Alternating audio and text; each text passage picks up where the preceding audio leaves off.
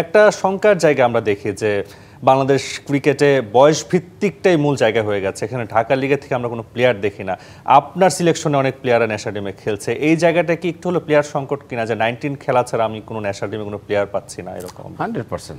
First of all যে আমি বলি, একটু নিজের ঢোল নিজেই পিটাই, যে 100% সিলেকশন, মানে ন্যাশনাল টিমে যারা রয়েছে 100% সিলেকশন আমাদের হাত থেকে এসছে আর কি। আচ্ছা, যেটা যে কথা হচ্ছিল যে ঢাকা লিগ থেকে কোনো পাচ্ছি না, এটা very alarming to be honest. যে এখন বিভিন্ন পাইপলাইন যদি বিভিন্ন জায়গা থেকে না হয়, ঢাকা লিগ হতে হবে, ফরেন লিগ, ন্যাশনাল লিগ হতে হবে, আন্ডার 19 হতে হবে, বা একটা প্লেয়ার হঠাৎ এক্সট্রাঅর্ডিনারিভাবে আসবে, এরকম 4-5টা জায়গা থেকে যদি প্লেয়ার প্রডিউস না হয়, তাহলে কিন্তু আপনার প্লেয়ারগুলোকে একই ধাঁচে দেখবেন।